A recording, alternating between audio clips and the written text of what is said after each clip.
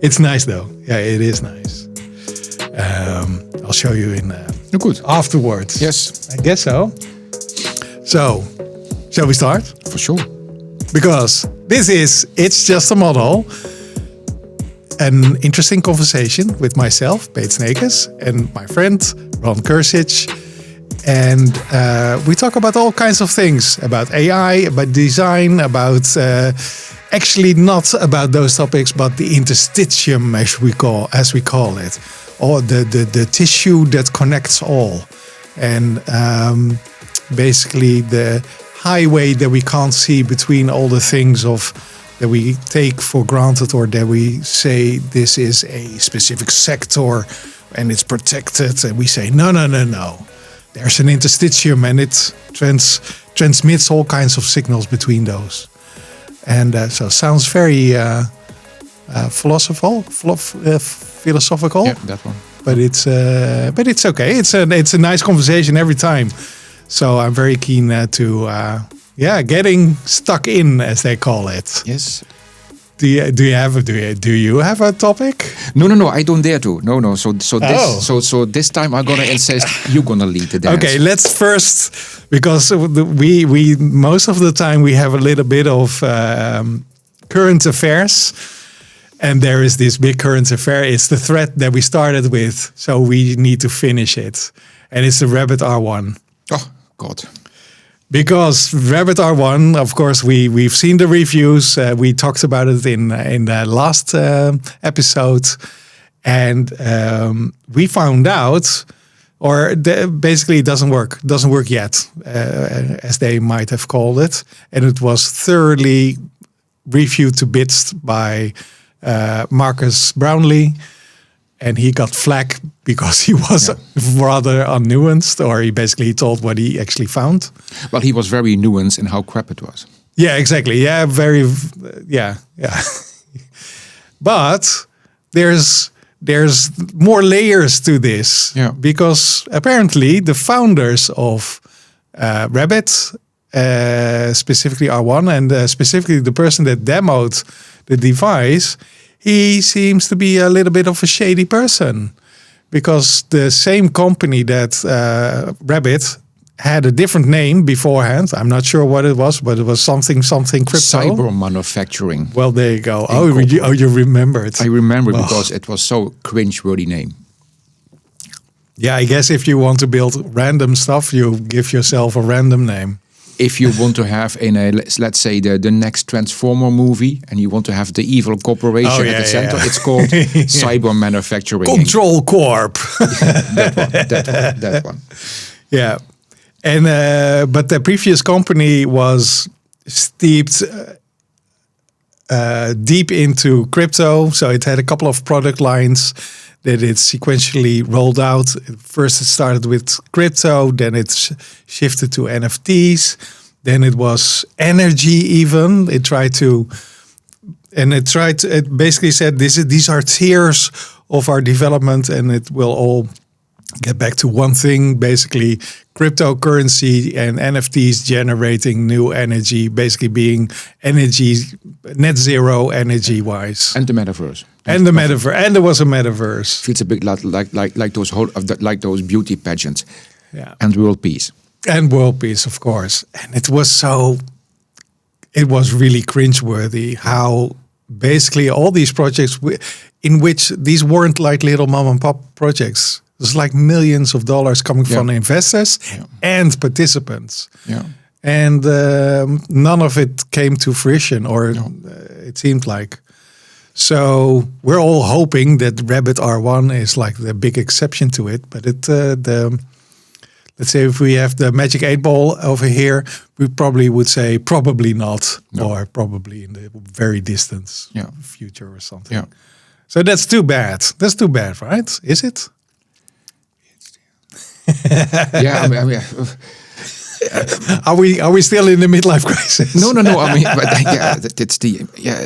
but that's the midlife thing. I mean, that's last episode's rant. This is really the let's say the current technology paradigm, whatever we call it. Yeah. Going into its terminal phase.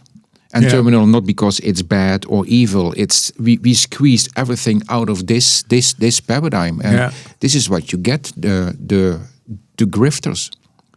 I mean, so you actually attract a grifter as well. And you mentioned Brownie's review. He literally said, "I cannot review this, because it doesn't do anything, let alone what it actually promised."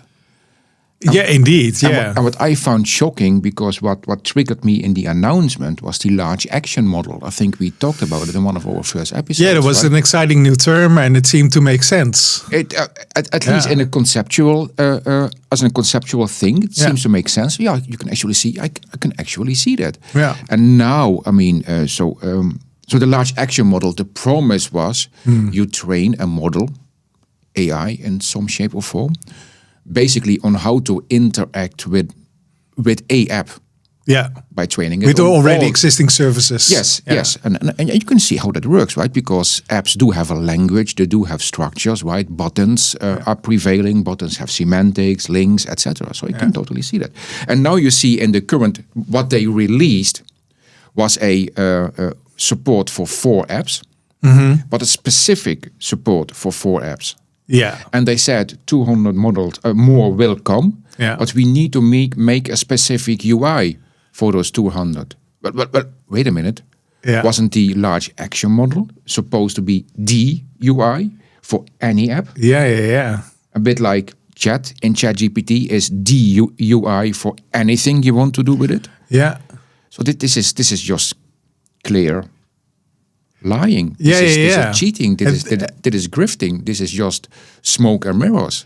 And bad smoke, very apparent smoke. Yeah, very apparent smoke, and a totally distorted mirror, and that's the and that's what annoys me, surprises me, that it is so obviously wrong, that it's such obviously a grift. Yeah. But the same thing with crypto, right? So obviously nothing there. Well, there is a lot of grifting going on. Yeah. I think we should have switched the name of the podcast now. So for the people that are not in the know, grifters are basically people just trying to make money and doing as less possible work for it. And most of the time, there's also a healthy portion of lying in the equation. But also that, I mean, but nowadays that's almost like it's being not only accepted but considered good form. It's a way to make money. Yeah, but also, I mean, those reviews, and we mentioned it earlier when Brownlee reviewed the Humane Pen. Equally not fit for purpose. Equally not even close to the upfront narrative and brouhaha. No. And he got actually pushback that you cannot do this. You're destroying this company. Oh, by the way, he also reviewed the latest M4 iPad. And basically he said, meh, it's nice, but meh. And then somebody on Twitter, X, commented, "Ooh, Apple will go bankrupt." How dare you? Sure. It's just the second largest. No, it's the third largest company in the world. But it's that attitude. But it's not only typical tech. Take the Tesla Cybertruck. That thing comes in your hands if you pay the more than 100,000 euros for the foundation, dollars for the foundation version. Dollars because you cannot get it in Europe, thankfully. And so many things are missing. There was supposed to be a light bar on top, coming at some point in time. Oh, really? It had hubcaps, part of the design. Yeah. They actually took them off because the hubcaps are destroying the tires.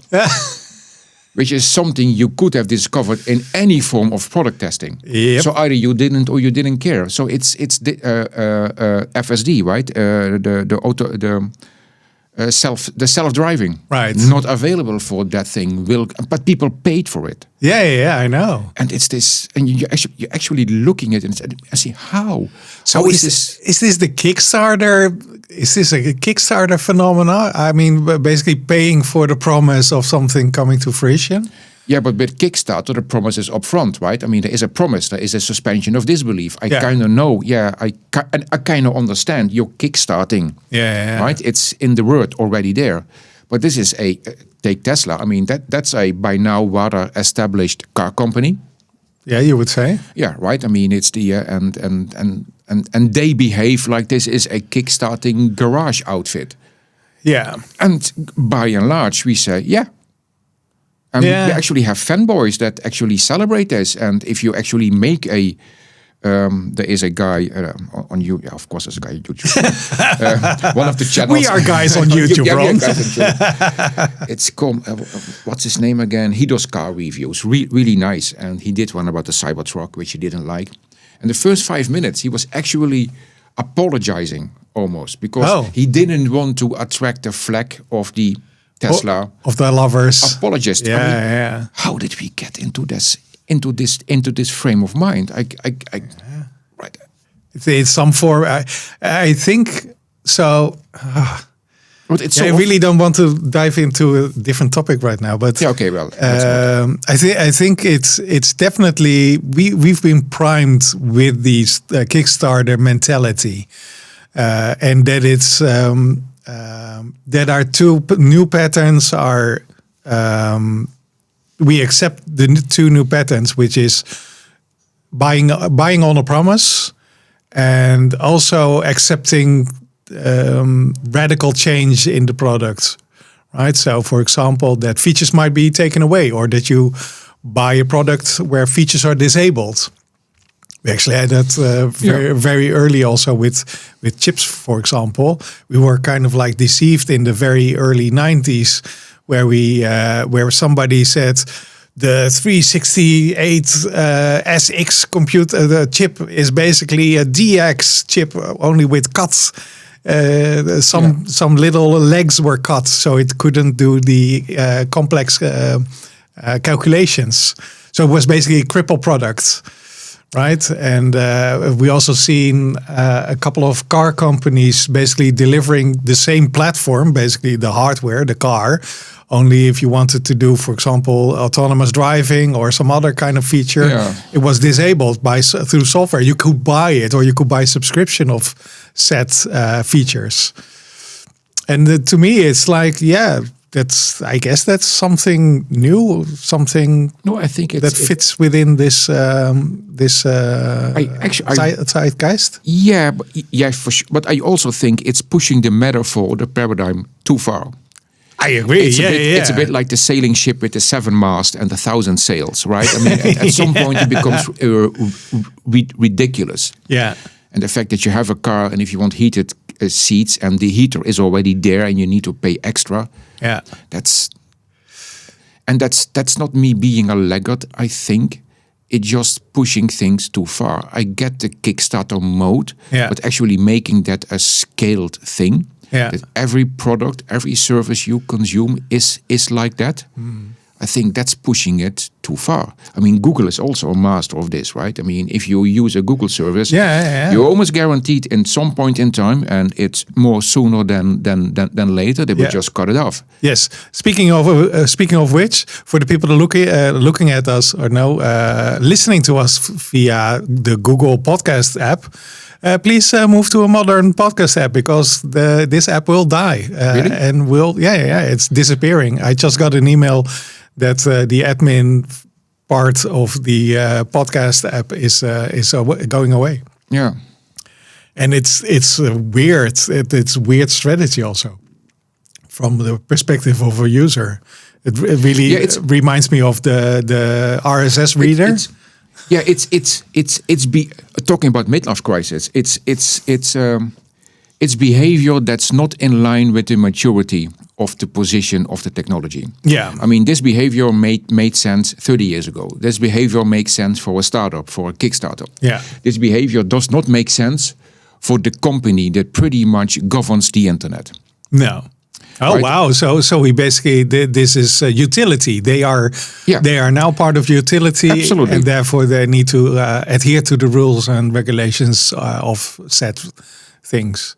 So not phasing out products is part of inclusivity, and it's a form of noblesse oblige, right? Yeah. You have a certain position, and I almost expect, naively perhaps, that you act like that one. I mean, that's also growing up, right? I mean, and this is not growing up. This is still pretending to be that scruffy startup, and even celebrating that one. Yeah, and just removing these things. If you look, I mean, the whole shenanigans with the taking the cookies away and the sandbox for Google, and now they introduce AI search. I mean, they have a whole industry, and literally the whole media industry is almost not literally, but figurative speech, holding its breath. What's going to happen? Yeah. Right, and not that I particularly am sympathizing with the media industry in general, but it's also, I'm sorry, this doesn't fit your position.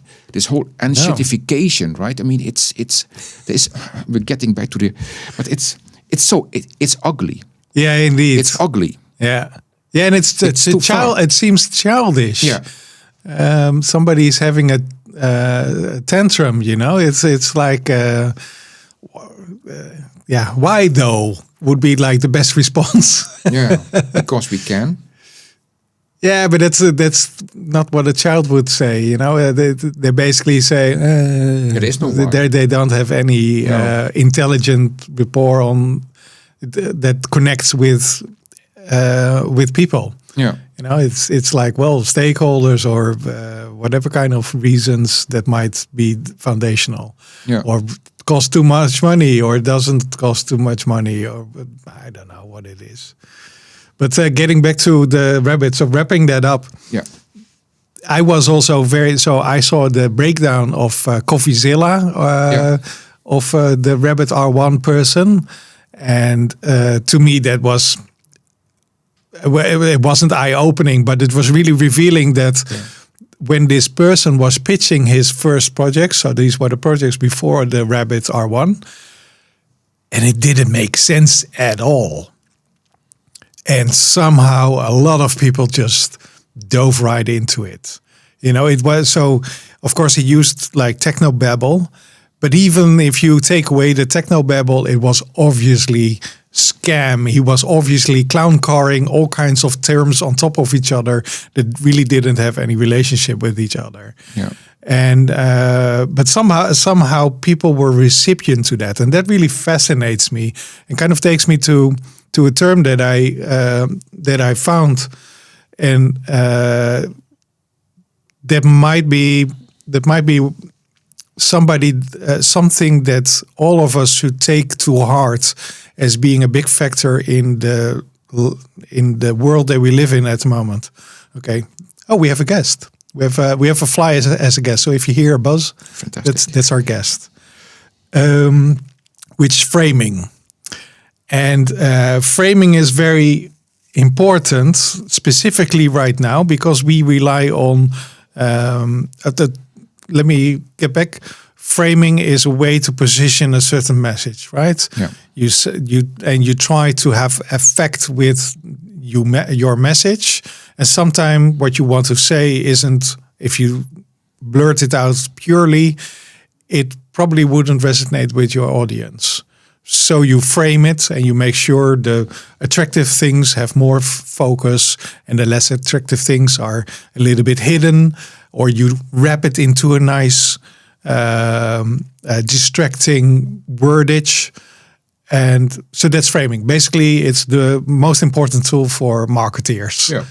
People that want to be semi-unhonest or, let's say, focused in the messaging they want to do. And we need to be aware that AI has AI framing. Because although a marketeer, for example, can make a strategy on how to frame a certain message, when we talk with each other, we frame subconsciously, right? We have filters, biases in our lives that dictate on what things we find important and the goals we want to have when we start communicating. Mm-hmm. And because, like you aptly said I think in the primer and in all podcasts after that, is nostalgia in, nostalgia out. Yeah. So AI acts out our way of communicating, including framing things. Yeah. And that to me is something we need to be aware of.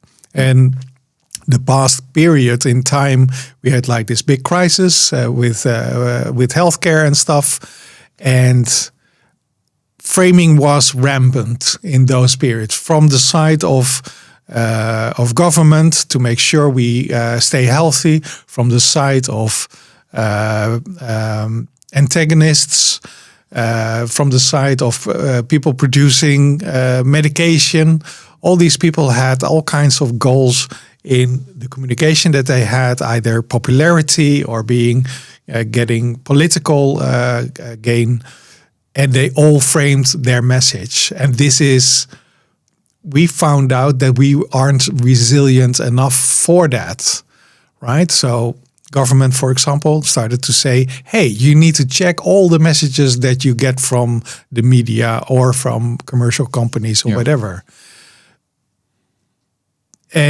But that was unexpected, basically. Framing isn't something we take into regard. We are very naive when we listen to people.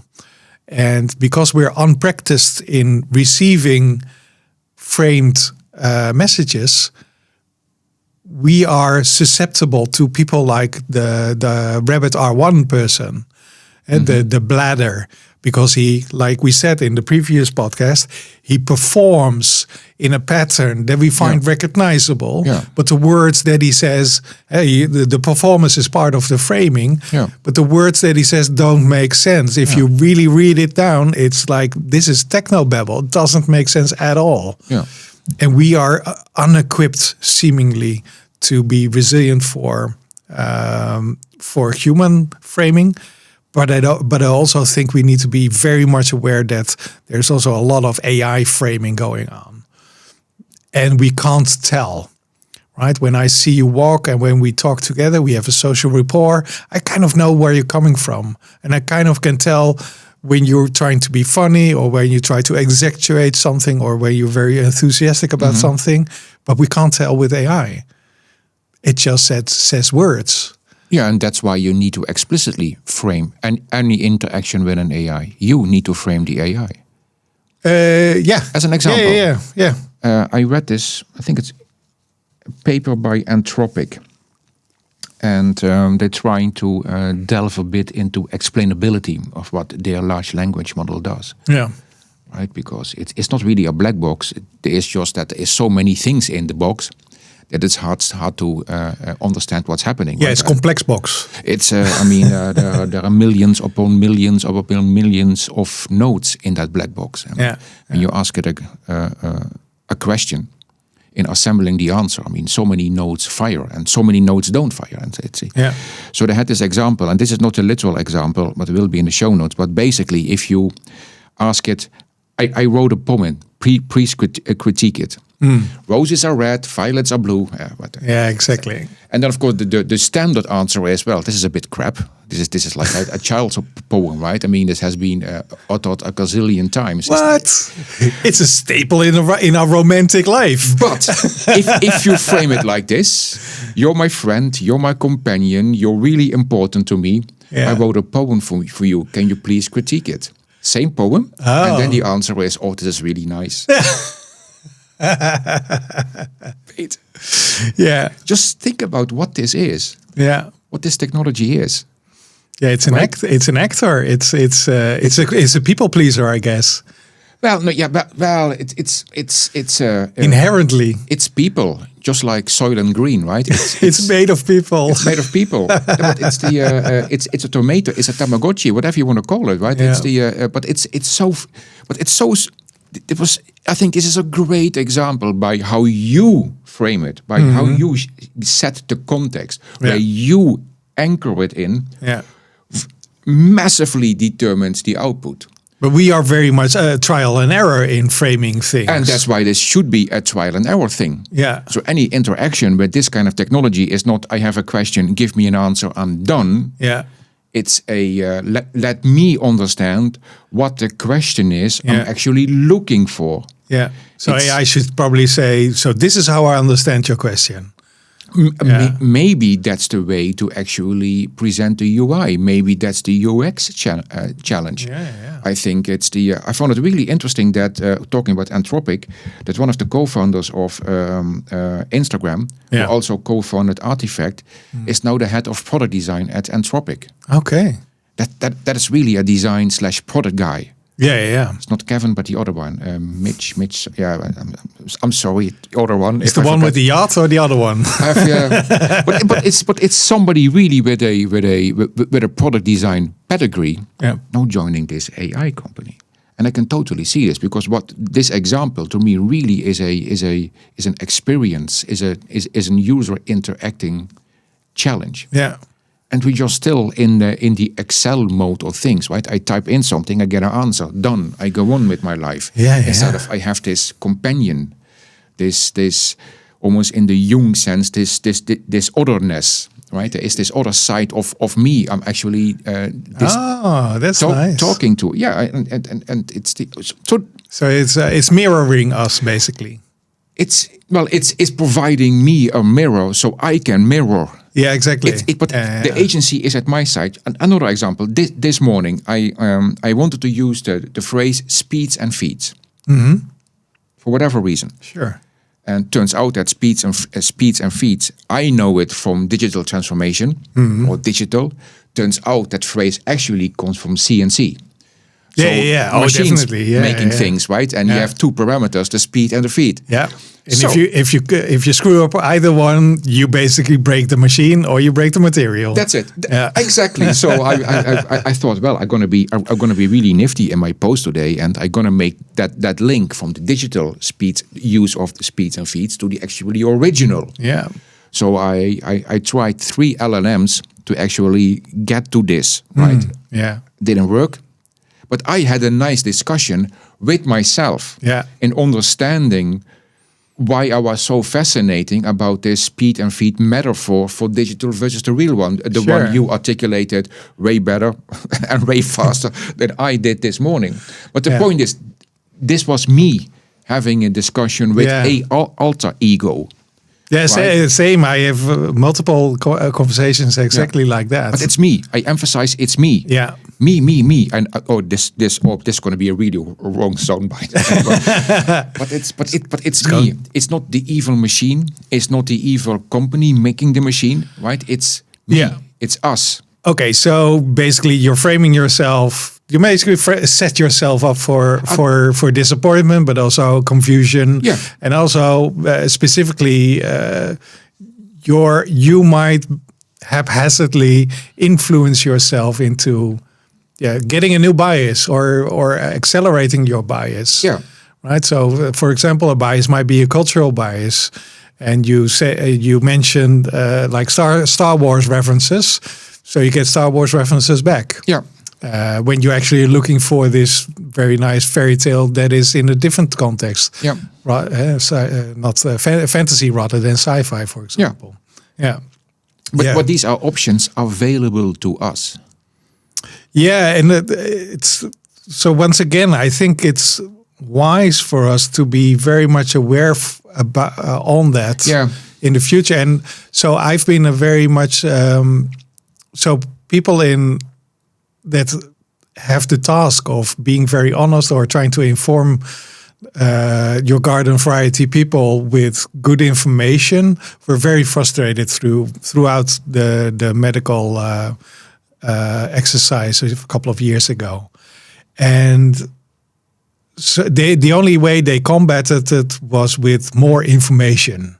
And that really frustrated me because to me it was basically not understanding the how the framing was received. Right? For example, there were people that had ridiculous or from some perspective ridiculous claims of certain products being cancerous, for example.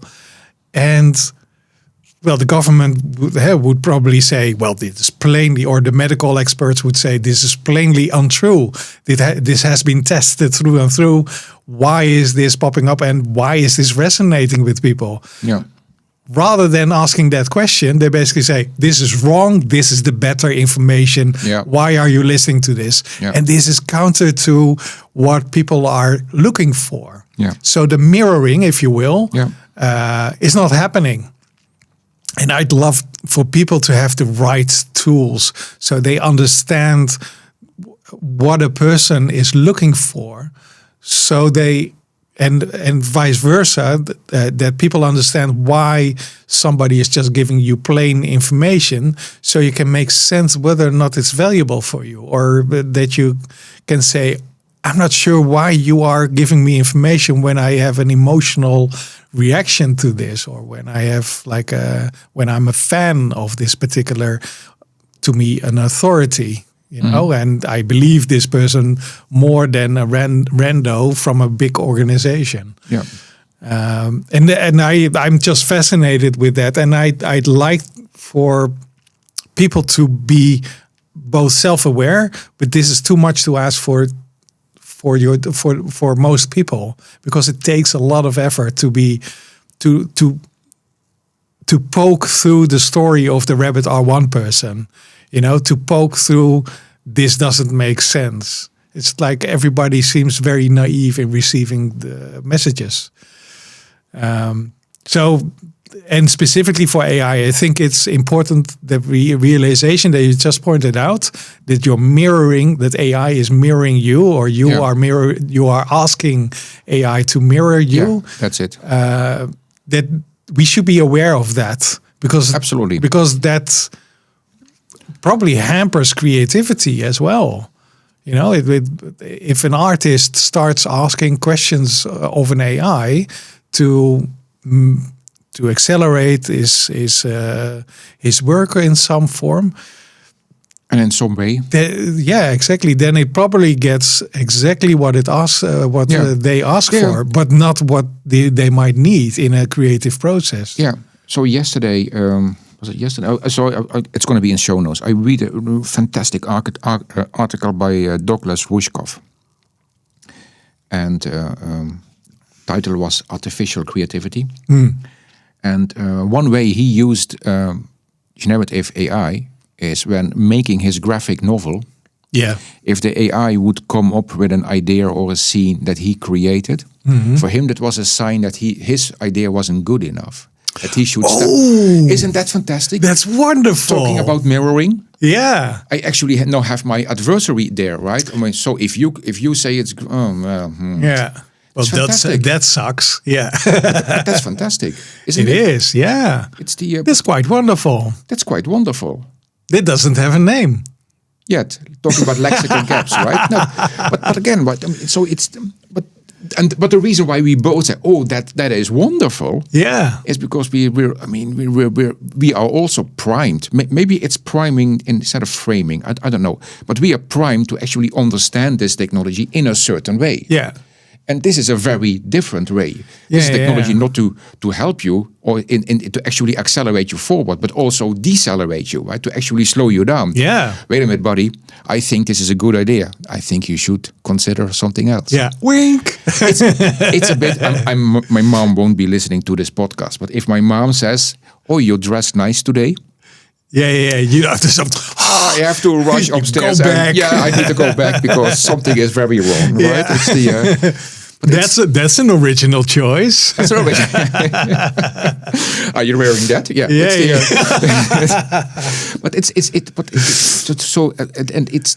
And that's what we need to go through. Yeah, and AI needs to get a sarcastic voice. That's what we need. One thing I also notice in all the R1 reviews is that people talk about its personality. Oh, yeah. Because of it's a little rabbit, and it has like 5 cute animations. The word personality popped up so often, which I thought this is also interesting. I think that's probably also part of the framing, because next to the animation, it really doesn't do much of anything personality-wise. No. But there was high expectation. Perhaps that also was the impetus of the bad reviews. Yeah. It's like they expected a nice, cute rabbit trying to help you out in life. Being happy and positive and basically, and instead of that, it ordered you an Uber on the wrong corner of the street. If it manages to order an Uber, and we need to, because most of the time it actually says cannot use this service at this time. Yeah, it broke down quite swiftly. But I think the personality aspect is really interesting. I mean, one of the reasons why this morning I used 3 different LLMs, because they all behave different. Yeah, this was GPT-4. It was Anthropic Opus and Pseudo-Write. And Pseudo-Write is actually a writing tool for science fiction writers, which I use quite a lot. Is it perhaps a ChatGPT borrowed that tool when it tried to describe our podcast? Yeah. So there was this new version of ChatGPT, like 4.0. Oh. And we talked about it last time. So I'll take away the details. But it basically it said what our podcast was about, namely a review podcast on. So there were 2 options: movies, somehow. And the other one was reviewing models. Well, it's kind of in the right direction. It didn't really explain what models. But it was, but it also said we had guests. Yeah. So it was wrong on all fronts. Yeah. And it lied. Yeah. It also said that we are funny. Absolutely not true. No, we're very. I mean. I'd love so this is something I try to mirror one of my favorite podcasts, which is No Agenda. It's like media deconstruction. And they say they are in the business of media deconstruction. It's a very serious job, basically. But they say they are part of the, entertainment category in podcasting. And I really like that sentiment. It takes away all expectations. Yeah. And I think we should do too. I think it will be totally mismatched with people looking for a technology podcast, because that's kind of like what this is going for, or ending up in, perhaps right now at the least. But I really like the sentiment of taking away the expectation and just saying, no, this is entertainment. This is fine. Yeah. So with your permission now. It's probably the highest praise if people say this is entertainment. Yeah. I would say. But getting back to the counter, like the counterparty for artists, I think that might be the answer to both Jerry Seinfeld and also a lot of other people criticizing AI, or criticizing people trying to use AI, or I don't know what they're mad at, but they seem to be very frustrated with, I don't know what to do with this technology. In the meantime, one director of movies, Epic Light Media, if you want to look for the channel, it's really, really nice if you want to learn about lighting. And he basically said, I love AI. I love using it. It really helps me out. But I'm afraid it takes my job, because lighting and creating creative solutions to settings in movies, it can do it all. I can fire my actors. I can fire my voiceover people. It takes away the creativity part of his job, and that's why he was depressed, but at the same time very enthusiastic, because it's an exciting field to discover. And his expectation was, I thought it will do all the boring stuff, right? So that's the expectation of all AI, of all robotics, perhaps even. And I found it very telling. And similarly, Jerry Seinfeld also talked about, this is a tool for laziness. The purpose of people is loving and working. Those are the 2 constants in our lives that gives us purpose, but also gives us the drive to continue. And if you have AI, you basically say, no, I won't work, because somebody or something else can do it.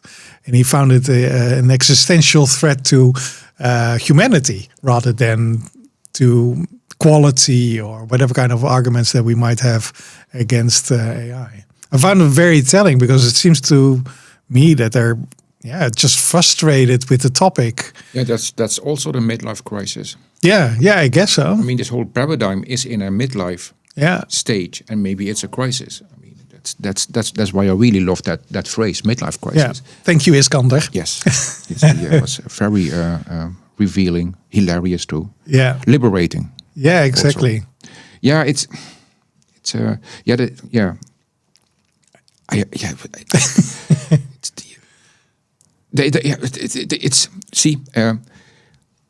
I have no idea. It's that phrase. I thought it would do the boring stuff, so I could do the creative stuff, and now it does the creative stuff, so I get to do the boring stuff. It's the but I mean, you or can nothing at all. You can make a nice 2x2 of this, right? I mean, who does the creative stuff and who does the boring stuff? And it's the And I find it interesting that people regard the things coming out of AI as being creative, because to me, I'm not sure what it is, but to me, AI, at least the visual stuff, it has a specific aesthetic. Yeah, that's it, aesthetic. And sometimes I want that aesthetic. Yeah, because it's nice, it's original, it's very fun to look at. It's bright, it's saturated. Yeah. It acts like something exciting. This morning I made a picture of a cute robot playing with a Tamagotchi. Did you know what a Tamagotchi was? Not really, looking at what I got. But in terms of vibe, I totally thought this is totally usable. Yeah. Right? And you try and go to Unsplash and find a picture with a robot playing with a Tamagotchi. I make my own picture. Well, yeah. I wish because I get satisfaction from it. I know somebody else could do it better. I know something in the meantime can do it better. Yeah. But doing the work is just exciting to me. It's really fun. It puts me in a mode. Yeah. I mean, and that's why some things I insist I do, and some things I insist the machine does. Yeah, exactly. Right. I mean, it's that's also why I have a washing machine. So that's probably what we should tell the director. It's like, yes, AI might be able to do your job, but you can choose not to. You can choose to do the job. Yeah. Yeah, I feel a bit. I mean, that's why I was stuttering even more than I normally do just now. It's a bit. I mean, it's a bit hard to actually go to someone who is so in his job creatively, probably successfully, professionally, and then saying to him, just ignore it. It's the I'm trying to understand what it actually feels in his spot. Yeah, like what will be how this feels as an actual threat. Yeah. And at the same time, something that can be enlightening or can provide perspectives that you haven't seen. Yeah, because at this point in my career / life, I don't feel that threat. Maybe that's because I'm ignorant. Could also be, but I'm trying to empathize what it actually means. I mean, don't feel sorry for Jerry Seinfeld. By the way, crappy jokes he made. Well, I'm sorry don't get me started. For a comedian. Okay, well, but let's not go there. It's the So I think it was kind of like the jokes were very much in the know, and I think because they were referencing Frankenstein's monster. Yeah. And I'm pretty sure in the last 20 or 30 years, there hasn't been a big media thing that has Frankenstein's monster in there. And he was talking to students, so nobody got what he was talking about. Frankenstein's monster is not a thing in their life. No. It's a reference that nobody got. Would make for a great remake. Yeah, I guess so. Yeah. Yeah, it's Yeah, but this whole discussion has a very strong aesthetic overtone. Yeah, right. I mean, this is about taste. This is about vibe. This is about things being ugly, feeling ugly, sounding ugly. Yeah, and this whole laziness aspect that's also I'm almost inclined to say a Puritan statement, right? I mean, it's almost like you're not walking but you're cycling. you're lazy. It's the it could be a sign of laziness. Could also be a sign of empowerment. I mean, bicycle. It's how you frame it to yourself, basically. Yeah. Yeah. I mean, bicycles were also liberating at some point in time because young women could actually take the bike and bike to the next village and find a better suitor there. Ooh. True fact. Okay. Yeah. And links in the show notes. I'm gonna find that one because there was find your lover through biking. There was a law being drafted. I think it was in the UK that forbid women for cycling. With this as a that's the reason. That's the reason. Oh, why, that's nice. We want you to restrict to our crappy village, and so you have to pick me. That's fantastic. So it's the but. I really think in the end this comes down to aesthetics. This is I mean also the UX argument earlier, where we're not designing this yet. I have a feeling it's very much we take a technology raw as is and we apply it, and then we complain that it is wrong or that it's lazy or that it's taking my job away, right or wrong. But there is a designing aspect here. Yeah. So when you say you don't have to, that's a design choice or that's a designing activity, right? I'm not trying to tell the gentleman how to run his life. How do you design your life? With this technology, maybe by totally ignoring it, that's totally fine. Yeah, right. I mean, it's the we're not designing this yet, and that's typical with new technology. Again, the first steamships were butt ugly. So I can imagine that the velocity and the ferocity where AI is coming into our lives can be very overwhelming. It is. And I think this is a property of technology as a whole, specifically because of the business model, right? Scale is basically the formula until as of yet for success of technology. Yeah. And it's so overwhelming. Let's take our offices, our modern offices these days. The way it's decorated is dictated by a company that decided to design work rather than design furniture, and dictates to this moment all the fluffy poofs in our offices and all the little corners that so called are meant for social interaction, but sit like crap and don't have that function. For example, my pet peeve, by the way, clean desk policy. Clean desk policy is invented by the people that maintain our buildings. They have nothing to do with the things that we do. So, for example, I think, a creative way of doing my work. That means that I make might be perceived as a mess. Let's say I make a lot of artifacts and I use a lot of tools and I like them to lay there until I come back the next day and I will pick up my work. And I need it to be displayed because it triggers me in looking like, oh, I was there. Oh, this was an interesting thought. I didn't work out. So the vision, the tangibility, and that it's in the space that I work in is very important. But this is not accepted by the people that manage the building I do my work in. Manage the assembly line. And it's so frustrating. Yeah. It's so frustrating because this is an industry that dictates the bandwidth of my industry. And I think this is definitely a lexical gap because it's something that it hampers an industry. And to me, it's baffling that we accept this. To me, it's baffling that there isn't like, oh, we have offices where you can be very much creative, or we actually like you being effective at your job. So here, these are the tools and the things that you need, or tell us. Yeah, here are the tools that you need, and you figure out how to be effective at your job. Yeah, and being effective, I say tools, but for example, putting people together as a team is seems to be specifically in the open floor plan kind of offices that we see everywhere.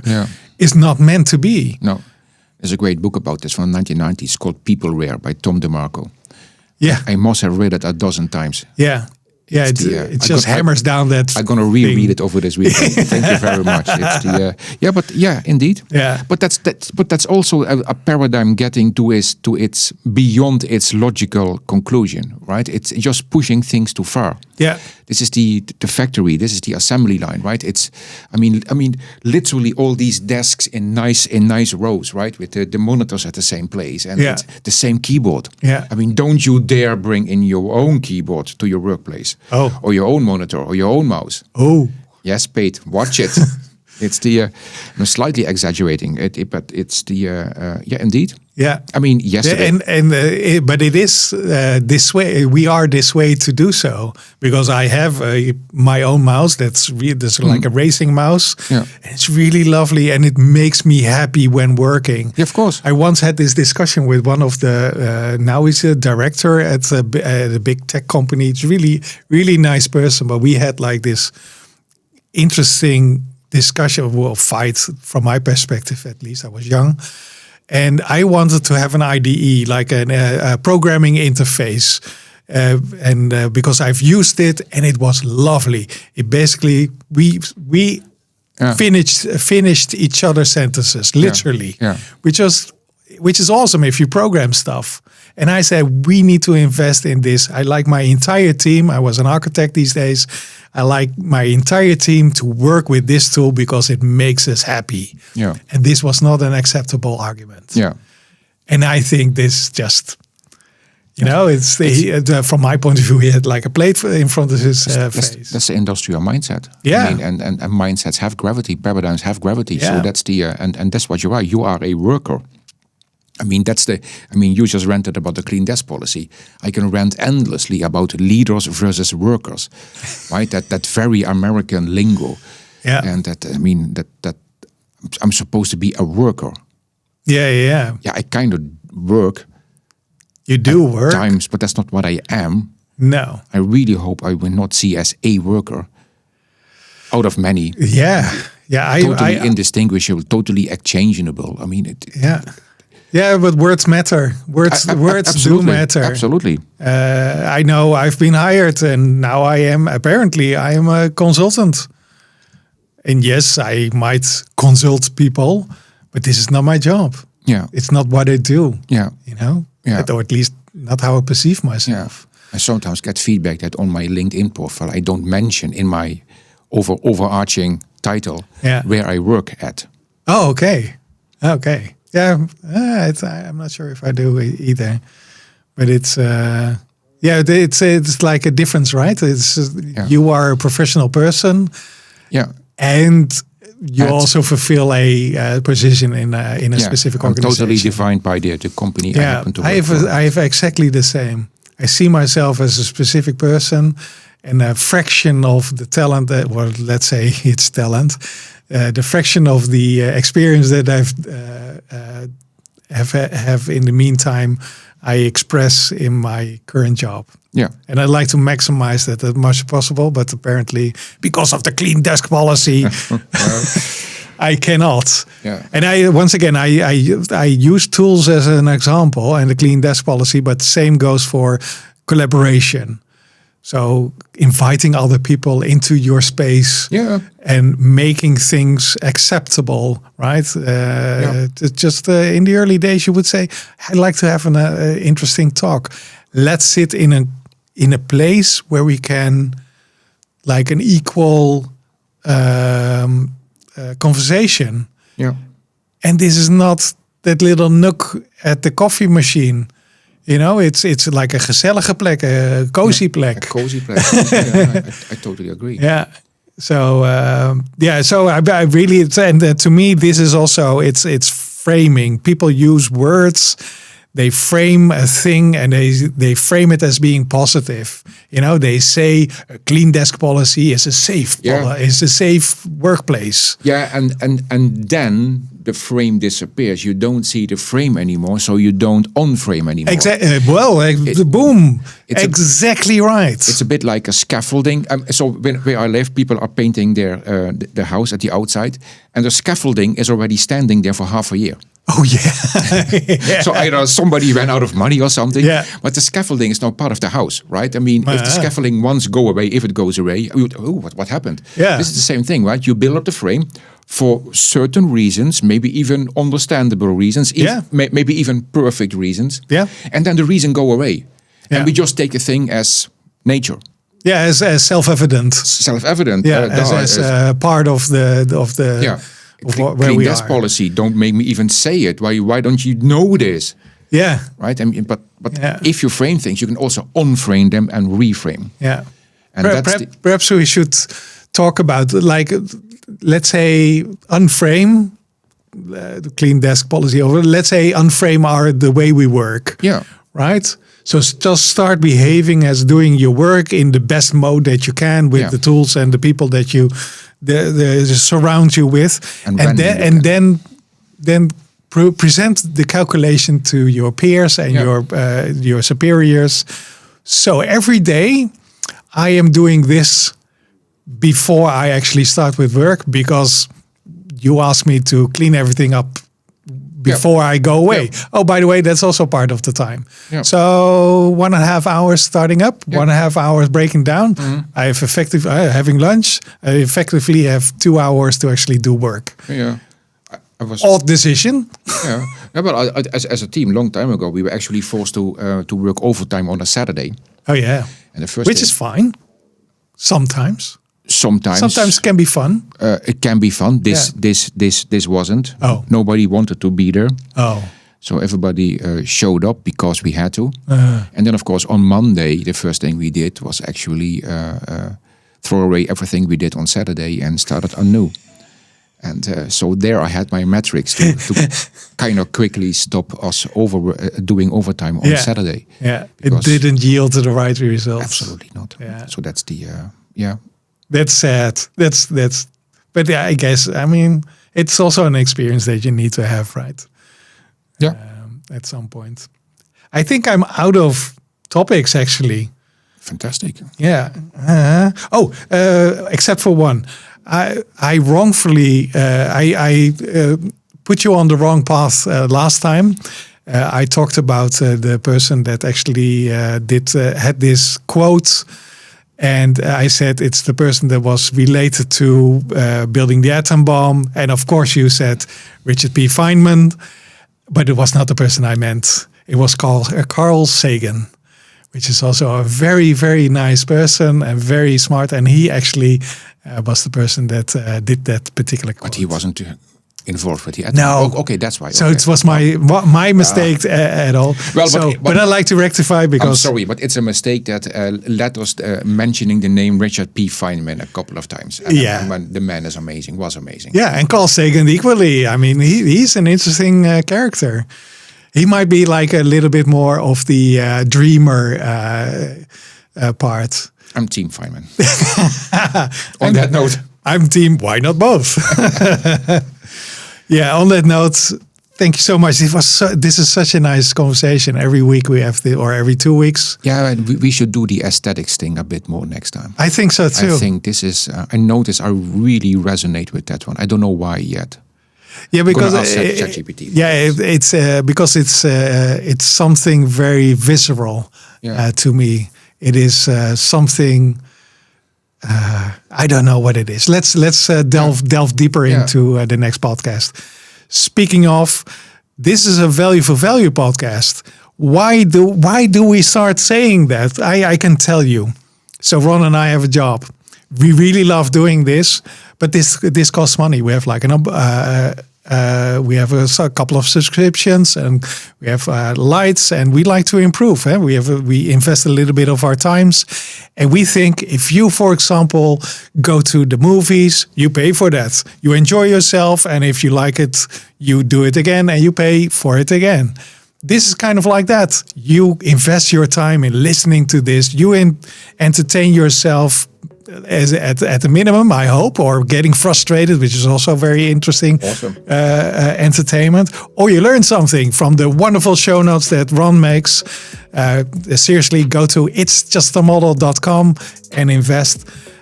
If you like to return that value, go to the website, itsjustamodel.com. There's a big button, value for value, and you can donate something through, I think, PayPal. It's really easy, and you can leave a note. If you leave a note, we'll probably read it out loud in the next podcast that we'll broadcast. So that's it. I really enjoyed this. Me too. All right, let's go to the next time. See you next time. See you next time. Ciao.